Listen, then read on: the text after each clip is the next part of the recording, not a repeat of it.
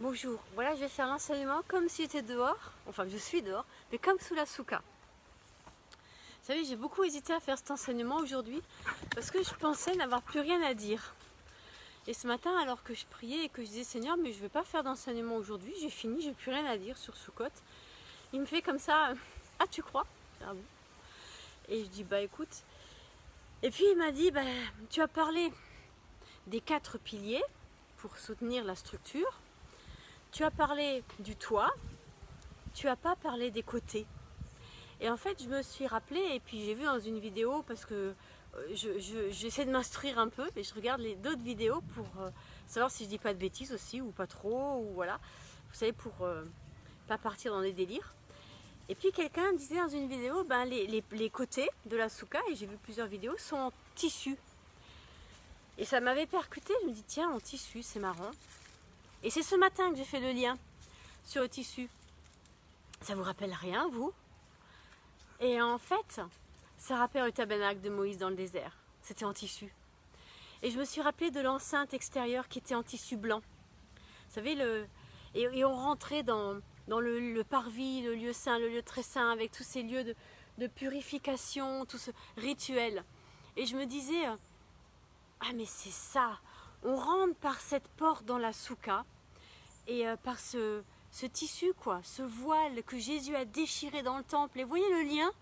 Il me dit, mais c'est incroyable, comme la souka rappelle aussi le tabernacle de Moïse dans le désert, et pourtant d'une autre manière, parce que ça redit la fragilité.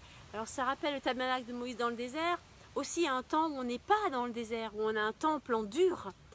Et ça renvoie, enfin moi ce matin, ça m'a renvoyé à ça, et à me dire, mais voilà, dans ce tabernacle dans le désert, qui parle tellement de Jésus Yeshua, et vous voyez comme Soukot, qui est d'ailleurs une fête, qui est faite pour que les enfants d'Israël se rappellent qu'ils ont été dans le désert, eh bien c'est aussi, peut-être, pour se rappeler que là dans le désert, eh bien, la présence de l'Éternel, elle était là. Et que Dieu les conduisait, la nuée, vous savez, la colonne de feu, mais aussi, et moi ça m'a plus percuté ce matin, sur le lieu très saint, ce lieu où Moïse se tenait devant l'Éternel pour recevoir sa parole de l'Éternel. Et là, ce lieu d'adoration où on reçoit les sujets d'intercession. Et c'est quelque chose qui me travaille beaucoup, l'intercession en ce moment. Pas l'intercession en elle-même, mais le comment. Bien sûr, il faut prier pour l'actualité, prendre position, mais ces positions-là, il va falloir les prendre dans le réel. Je pense aux lois qui passent en France sur l'école et toutes ces choses qu'il va falloir redire la liberté et redire la constitution, et etc., etc. Mais il y a des sujets qui sont là dans le lieu très saint et que Dieu dépose sur nos cœurs et qu'il peut déposer que dans l'intimité de l'adoration. Vous voyez? Alors il y a la prière qui est prise de position, qui est indispensable. Et puis il y a une intercession, il y a une certaine intercession finalement quelque part, parce qu'il y a différentes façons d'intercéder, mais il y a une intercession qui consiste à recevoir le sujet là, dans le lieu très saint. Et je ne connais pas beaucoup de gens qui ont cette intimité dans l'intercession. Je connais une personne, ou deux, quelques-unes. Je ne connais pas beaucoup de monde non plus, vous allez me dire, si vous avez raison. Mais en tout cas, la personne que je connais, elle a reçu comme ça un sujet très précis d'intercession. Et d'autres intercesseurs dans le monde avaient reçu le même sujet d'intercession. Et ils se sont retrouvés à un certain moment, à une date qu'ils avaient marquée dans leur agenda, tous la même. Ils se sont retrouvés sous le Kremlin, alors qu'il y avait encore le rideau de fer, à prier pour la chute du communisme. Et un an, quelques mois après, pas un an après, vous voyez, dans les mois qui ont suivi, le communisme est tombé. Le communisme est tombé. Et ils sont passés, il raconte ce monsieur, qu'à un moment ils passaient entre les gardes rouges qui montaient la garde, ils sont passés pour prier sous le Kremlin avec un ange qui leur ouvrait la voie et les gardes ne les ont pas vus. Ils sont rentrés, ils ont prié, ils sont sortis. Ils ont fait le job que le Seigneur leur avait demandé. Vous voyez ce que je veux dire? Voilà, il y a l'intercession, j'allais dire quotidienne, pour intercéder pour les choses indispensables. Et puis il y a cette dimension-là de l'intercession, où dans l'intimité du cœur du Père, dans l'adoration, on reçoit des sujets qui changent le monde. Les amis, imaginez, le communisme est tombé ce jour-là, dans les lieux célestes, et quelques mois plus tard, dans la réalité sur la terre.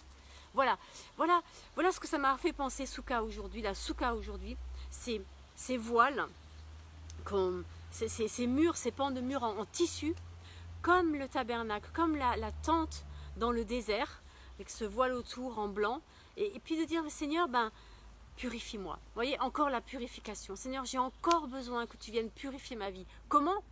Par le sang de Yeshua. Sukkot parle de Yeshua, la Souka parle de Yeshua. C'est entrer dans son intimité et recevoir ses sujets. Et là, on fait trembler l'ennemi. Non, en fait, c'est pas vrai. On ne le fait pas trembler. Il tombe à nos pieds. Et on l'écrase avec les chaussures du zèle de l'évangile. Voilà, le zèle de l'évangile qui l'écrase. Et voilà, ça va changer le monde. Ça va changer le monde. Et c'est pour ça que Dieu nous donne rendez-vous dans le lieu très saint. Et Sukkot redit ça. Et qu'est-ce qui est dit dans la Souka? Eh bien, la parole de Jésus. La parole de l'Éternel qui est enseignée, qui vient travailler nos cœurs et qui tout d'un coup jaillit et qui donne la vie tout autour de nous. Sukkot est un rendez-vous d'intimité. Sukkot est un rendez-vous d'intimité pour recevoir les mandats. Vous savez, où Dieu vous mandate et vous dit, voilà, ta mission c'est ça. Ta mission c'est ça. Pour 6 mois, 1 an, 2 ans, 10 ans, toute ta vie, ta mission c'est ça, vas-y. Et après, là, on reçoit l'équipement. Et c'est là qu'on ne prend pas de coups. Parce que les lieux par lesquels l'ennemi peut nous mettre par terre, eh ben, c'est le péché, mon péché. Ce qui n'est pas juste devant le Seigneur. C'est quand je suis hors de la Souka, quand je suis hors de sa présence, quand je ne suis plus entourée par ces voiles qui me protègent, les bras du Père, le sang de Jésus. Là, je suis tout à coup atteignable. Et vous savez, j'avais raconté qu'avec les enfants, on avait travaillé les paroles qu'on reçoit dans le cœur et qui blessent, et que les enfants ont compris que sans l'armure et sans le bouclier, ils sont blessés, que l'épée ne sert pas à rendre les coups, l'épée de la parole, mais à briser les flèches de l'ennemi, et les flèches, en tombant à terre, on les écrase avec le pied, vous voyez, comme ça, avec la petite bouche, le petit recte, et c'est terminé. Mais derrière, je crois qu'il est important d'entendre cette parole de Jésus Yeshua qui dit va, donc le va, et ne pêche plus. Recommence pas. Vous voyez? Et d'étape en étape, j'allais dire Sukkot après Sukkot, on rentre dans l'intimité, on devient familier du lieu très saint. Et j'avais envie, il y a un chant de je ne sais plus qui, je ne sais plus comment il se va. Je vais essayer de le mettre sur ma page, mais je ne sais pas si j'ai le droit, mais je vais essayer. Qui dit, mais à quoi ça sert que je prie ou que mon nom soit connu sur la terre si mon nom n'est pas connu au ciel? Soyons connus au ciel, soyons intimes du Père, là dans le secret de la Souka, mais c'est aussi un clin d'œil à quoi d'autre la Souka? À la chambre haute. Et on a beaucoup parlé de la chambre haute à Pessar. Pessar, ça dit aussi quelque chose de... Vous voyez comme c'est fait de Sukkot, vous voyez comme c'est fait, c'est comme une danse. Et chacune amène un pas plus loin. Vers où? Vers l'intimité du lieu très saint, le cœur du Père, et recevoir le cœur du Père, l'adoration, l'intercession qui vont de pair.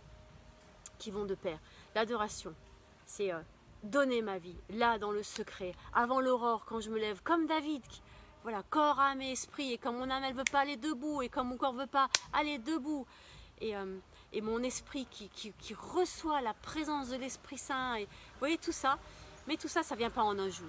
Et c'est là où le combat, c'est aussi de l'entraînement, de la persévérance, et considérer, j'ai le droit de tomber. Je ne suis pas parfait, je ne suis pas parfaite. Je peux recommencer et je peux continuer d'avancer et d'apprendre. Parce qu'on est ensemble, frères et sœurs, parce qu'on est une communauté. Alors, soyons bénis ensemble dans la Souka. Et Sukkot, la Souka, c'est toujours un lieu où on vient à plusieurs, où on est plusieurs et où on s'enseigne les uns les autres. Seigneur, donne-nous un cœur enseignable. Amen. À bientôt. Au revoir.